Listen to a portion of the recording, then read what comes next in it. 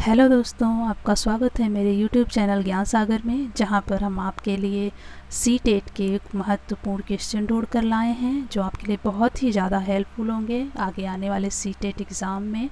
और हम अपने आगे आने वाले वीडियोस में आपको पर्यावरण, संस्कृत, हिंदी के महत्वपूर्ण क्वेश्चन ढूंढ कर लाएंगे जो आपके लिए बहुत ही हेल्पफुल होंगे। तो चलिए दोस्तों शुरू करते हैं। प्रश्न संख्या 1, शरीर के केंद्रीय भाग से परिधियों या आग्रांकों की ओर का विकास दर्शाता है।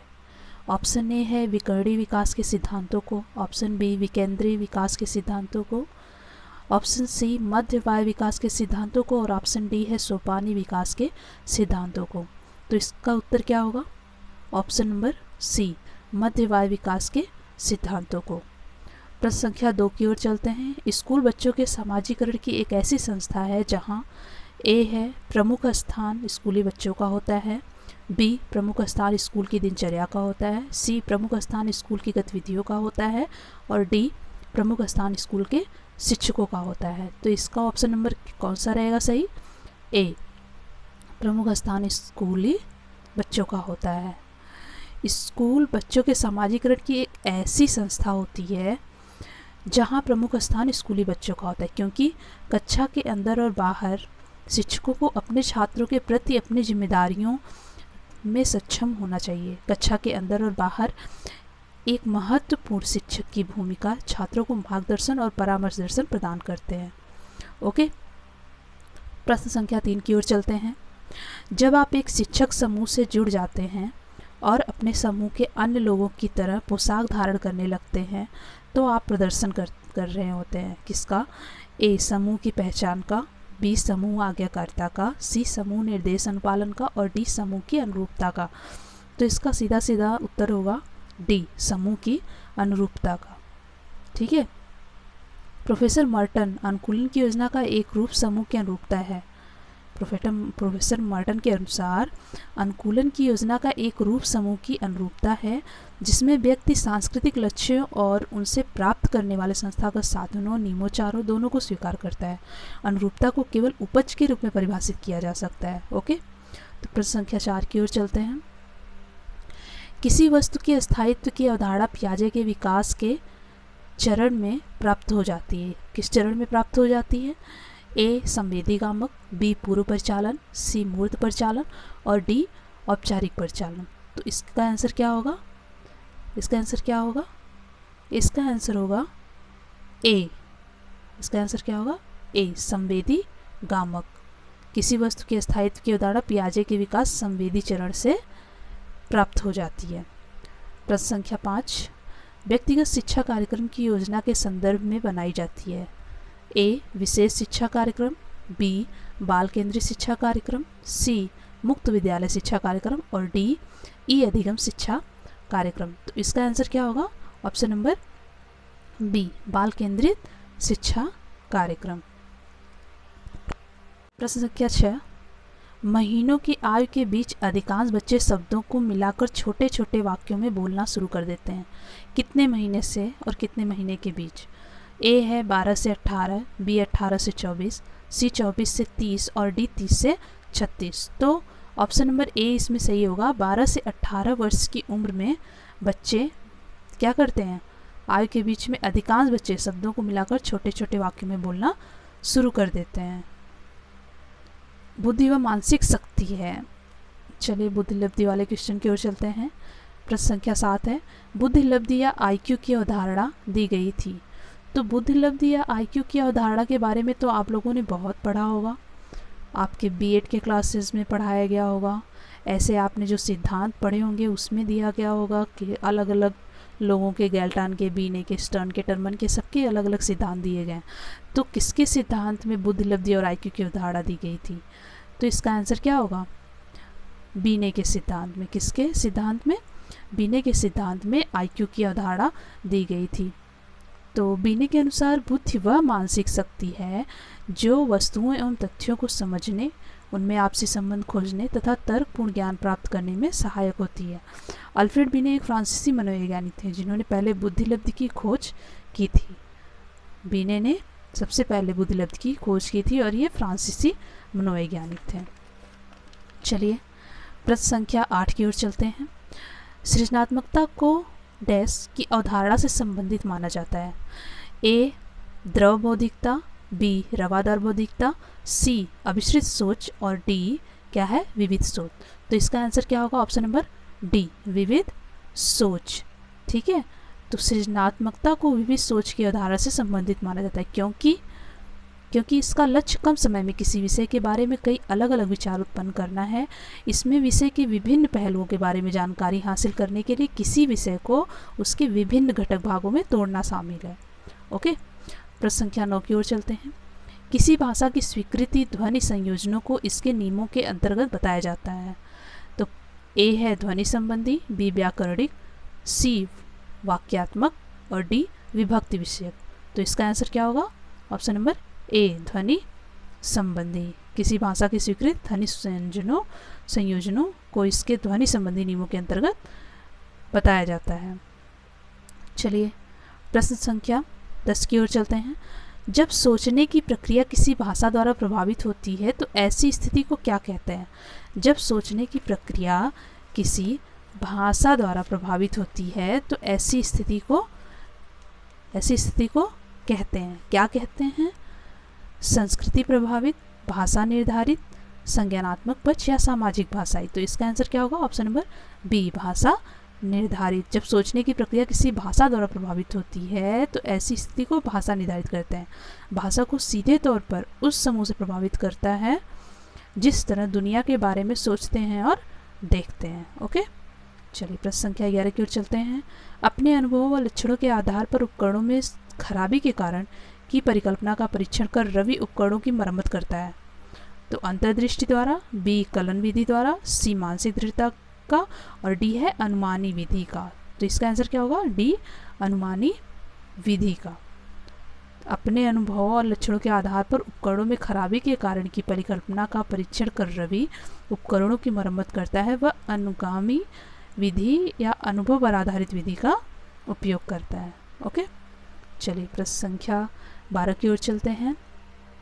दिव्या अक्सर निर्देशित कार्यों को छोटे छोटे हिस्सों में विभाजित कर आसान बना लेती है। वह उपयोग करती है ए कम करने की विधि का, बी द्वितीय विस्तारण विधि का, सी उपलक्ष्य विश्लेषण विधि का और डी क्रियात्मक जड़ता नियामक विधि का। तो इसका आंसर क्या होगा ऑप्शन नंबर सी उपलक्ष्य विश्लेषण विधि का। ठीक है, दिव्या अक्सर निर्देशित कार्यों को छोटे छोटे हिस्सों में विभाजित कर आसान बना लेती है।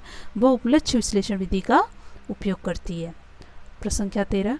पुरुष और महिला की भूमिकाओं का निर्धारण समाज करता है। यह कथन बताता है कि ए लैंगिकता एक अंतर्निहित अवतरण है, लैंगिकता एक आनुवंशिक प्रतिभा है, लैंगिकता एक अंतर्ज्ञानी अवतरण है और लैंगिकता एक सामाजिक अवतरण है।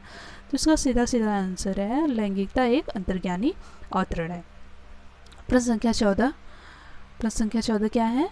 ग्रेडिंग, कोडिंग, अंकन और क्रेडिट संचय प्रणालियों के उदाहरण हैं। किसके उदाहरण हैं? ए परीक्षा के उत्तर पत्रों के मूल्यांकन प्रक्रिया, बी कक्षा में बच्चों की स्थिति का निरूपण विधि, सी आलेख पत्र या रिपोर्ट कार्ड में अकादमिक प्रगति को दर्शाने में और डी अधिगमकर्ताओं की उपलब्धि के आकलन की गणना विधि में। तो इसका आंसर क्या होगा ऑप्शन नंबर डी पुरुष और महिला की भूमिका ग्रेडिंग और कोडिंग वाला जो है इसका आंसर क्या होगा ऑप्शन नंबर डी होगा। ठीक है, अधिगमकर्ताओं की उपलब्धि के आकलन की गणन विधि। ओके, चलिए हम आगे बढ़ते हैं प्रश्न संख्या 15 के साथ। अधिगमकर्ताओं की उपलब्धि का आकलन शिक्षकों की सहायता करता है। तो ए है अधिगमकर्ताओं के प्रदर्शन का रिकॉर्ड रखने में, बी है शिक्षण अधिगम विधियों की प्रभावशीलता का मूल्यांकन करने में, सी है कक्षाओं में अधिगमकर्ताओं के क्षमता समूह बनाने में और डी है शिक्षण के लिए गतिविधियों की सूची तैयार करने में। तो इसका आंसर क्या होगा ऑप्शन नंबर बी शिक्षण अधिगम विधियों की प्रभावशीलता का मूल्यांकन करने में। ठीक है, अधिगमकर्ताओं की उपलब्धि का आकलन शिक्षा की शिक्षण अधिगम विधियों की प्रभावशीलता का मूल्यांकन करने में सहायता करता है। ठीक है, चलिए प्रश्न संख्या 16 की ओर चलते हैं। समावेशी शिक्षा के सिद्धांत पर आधारित है। कौन से सिद्धांत पर आधारित है? ए है सामाजिक संतुलन, बी समता एवं समानता, सी सामाजिक अस्तित्व एवं वैश्वीकरण और डी है विश्व बंधुत्व। तो इसका समावेशी शिक्षा के बारे में तो आप जानते ही होंगे, इसका आंसर क्या होगा? समता एवं समानता होगा। ठीक है, चलिए प्रश्न संख्या 17 की ओर चलते हैं। दिव्यांगजन अधिकार अधिनियम वर्ष लागू हुआ, कौन से वर्ष में लागू हुआ था? क्या बता सकते हैं? यहाँ पे टिक लगा हुआ है, तो ऑप्शन नंबर डी इसका सही उत्तर होगा। क्या होगा? 2016।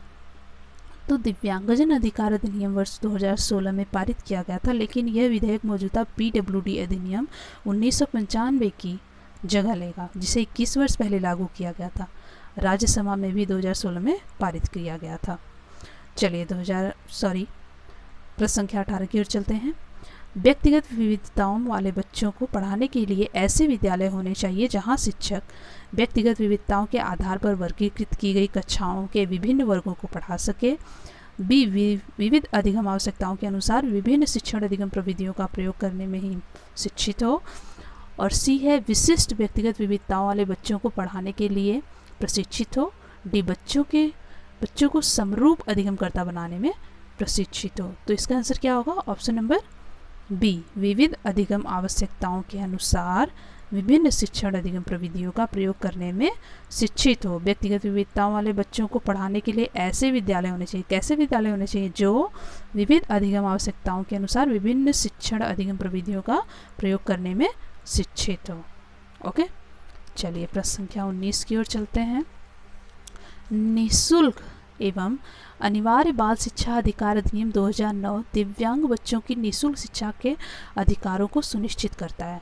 तो इसका आंसर क्या होगा? ऑप्शन नंबर ए है 6 वर्ष से 18 वर्ष तक के लिए, ऑप्शन बी है 3 वर्ष से 18 वर्ष तक के लिए, सी 6 वर्ष से 14 वर्ष तक के लिए, और डी है 6 वर्ष से 22 वर्ष के लिए।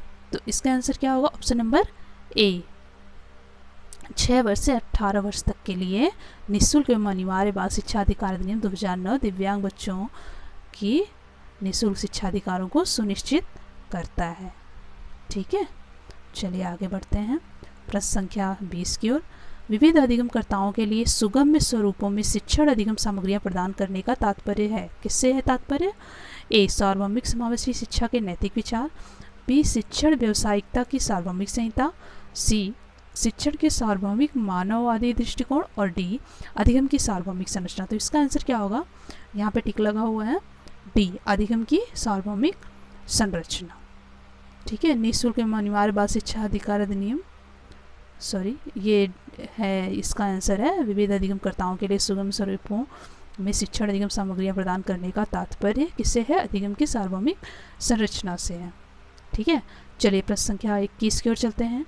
स्व जागरूकता एवं संज्ञानात्मक क्षमताओं का नियंत्रण, जैसे योजना बनाना, समीक्षा करना और संशोधन करना इत्यादि में अंतर्निहित होता है। इत्यादि में अंतर्निहित होता है। किस में अंतर्निहित होता है?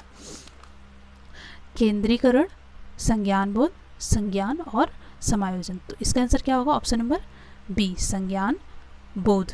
स्व जागरूकता एवं संज्ञानात्मक क्षमताओं का नियंत्रण, जैसे योजना बनाना, समीक्षा करना, संशोधन करना इत्यादि संज्ञान बोध में अंतर्निहित होता है। चलिए प्रश्न संख्या 22 की ओर चलते हैं। जब बच्चे प्राप्त की गई सूचनाओं की व्याख्या करने के लिए अपने अनुभव के आधार पर सोचते हैं तो उसे कहा जाता है, उसे क्या कहा जाता है? ऑप्शन ए है प्रतिक्रियावादी सोच, बी सृजनात्मक सोच, सी अमूर्त सोच, और डी क्या होगा? मूर्त सोच होगा। तो क्या होगा? मूर्त सोच। जब बच्चे प्राप्त की गई सूचनाओं की व्याख्या करने के लिए अपने अनुभव के आधार पर सोचते हैं तो उसे मूर्त सोच कहा जाता है। प्रश्न संख्या 23। अधिगमकर्ताओं को व्यक्तिगत क्षमता के आधार पर उनकी कठिनाइयों के विभिन्न स्तरों को ध्यान में रखते हुए पढ़ाने की विधि को कहा जाता है। क्या कहा जाता है? विभेदीय अनुदेशन, चयनित अनुदेशन, सटीक शिक्षण या त्रुटिहीन अनुदेशन। तो इसका होगा विभेदी अनुदेशन कहा जाता है। ठीक है, पढ़ाने की विधि को विभेदी अनुदेशन कहा जाता है। प्रश्न संख्या 24। प्रतिपालन अधिगम का एक विशिष्ट चरण है जो अधिगम के चरण का पूर्ववर्ती है। किस चरण का पूर्ववर्ती है? ए अधिग्रहण, बी अभिप्रेरण, सी आत्मनिर्भरता, और डी सामान्यीकरण। तो इसका आंसर क्या होगा? डी सामान्यीकरण। ठीक है, इसका आंसर होगा सामान्यीकरण। प्रतिपालन अधिगम का एक विशिष्ट चरण है जो अधिगम के सामान्यीकरण चरण का पूर्ववर्ती है। अर्थात सामान्यीकरण प्रतिपालन अधिगम में अलग अलग लेकिन समान उत्तेजनाओं के लिए ही तरीके से प्रतिक्रिया करने की प्रवृत्ति है। ओके, प्रश्न संख्या 25 की ओर चलते हैं। जनजोग का मानना है कि संज्ञान और भाव होते हैं, क्या होते हैं? ऑप्शन ए अन्योनाश्रित, ऑप्शन बी स्वतंत्र, ऑप्शन सी अंतर संबंधित और ऑप्शन डी एकीकृत। तो इसका आंसर क्या होगा? ऑप्शन नंबर बी स्वतंत्र।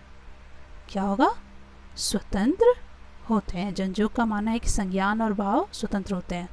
प्रश्न संख्या 26, पहले से सीखे कार्यों में सुधार लाने के लिए शिक्षक बच्चों को प्रदर्शन देकर सिखा रहा है। वह शिक्षण की विधि का प्रयोग कर रहा है। कौन सी विधि का प्रयोग कर रहा है? ए अनुकरण, बी अवलोकन, सी संशोधन, थर्ड डी प्रतिरूपण। तो कौन सी विधि का प्रयोग कर रहा है? वो प्रतिरूपण विधि का प्रयोग कर रहा है। तो इसको जैसे पहले से सीखे हुए कार्यों में सुधार लाने के लिए शिक्षक बच्चों को प्रदर्शन देकर सिखा रहा है, वह शिक्षण की प्रतिरूपण विधि का प्रयोग कर रहा है। प्रतिरूपण, जिसे अवलोकन शिक्षा नकल भी कहा जाता है, एक व्यवहारिक रूप से आधारित प्रक्रिया है जिसमें एक विशेष व्यवहार, विचार या दृष्टिकोण को प्रदर्शित करने के लिए लाइव या प्रतीकात्मक प्रतिरूपण का उपयोग शामिल है। ठीक है, चलिए प्रश्न संख्या 27, मैत्र और जैनिस के अनुसार निर्णय लेने वाले बच्चे समस्या का विश्लेषण करते हैं, विकल्पों की सूची बनाते हैं और इसके फायदे और नुकसान के प्रत्येक पहलू पर विचार करते हैं। उसका व्यवहार प्रस्तुत करता है। किसको प्रस्तुत करता है? ए है चौकस, बी सतर्क, सी निर्वर्तमान और डी निरंकुश। तो जहाँ पे अपने फायदे नुकसान का सब कुछ का ध्यान में रखते हुए अगर हम कोई कार्य करते हैं तो हम उस चीज़ के लिए क्या करते हैं? हम उस चीज़ के लिए सतर्क होते हैं। क्या होते हैं? उस चीज़ के लिए सतर्क होते हैं। तो इसका आंसर यहाँ पे क्या होगा? सतर्क होगा। चलिए प्रश्न संख्या 28 की ओर चलते हैं। जब समस्या सुधारक बच्चा विचार के आधार पर कथनों की सच्चाई या संभावना का मूल्यांकन करता है, तो यहाँ पे क्या रहेगा? ए है सृजनात्मक, ठीक है, ए है सृजनात्मक, बी सौंदर्यबोध, सी अमूर्त और डी तार्किक। तो इसका आंसर क्या होगा? तार्किक।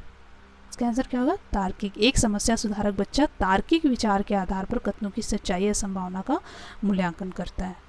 ओके, प्रश्न संख्या 29, जिस दिए हुए कार्य को करते समय बच्चे स्वयं आनंद लेते हुए अनुभव प्राप्त करते हैं उसे कहा जाता है। उसे क्या कहता है? ड्रिल और अभ्यास कार्य, उपभोक्ता प्रकार के कार्य, निर्माणात्मक प्रकार के कार्य, समस्यात्मक प्रकार के कार्य। तो इसका क्या होगा? उपभोक्ता प्रकार के कार्य होगा। ठीक है, चलिए प्रश्न संख्या 30, बहुसंवेदी शिक्षण अधिगम की प्रविधि में अधिगम संवर्धन हेतु दृश्य, श्रव्य, स्पर्श और संवेदनाओं को एक साथ प्रयोग किया जाता है। कौन सी संवेदनाओं को? गतिबोधक संवेदनाओं को। कर्णकोटर होगा, प्रत्यक्षीकरण या अवलोकन। तो इसमें क्या होगा? गतिबोधक संवेदनाओं को एक साथ प्रयोग किया जाता है।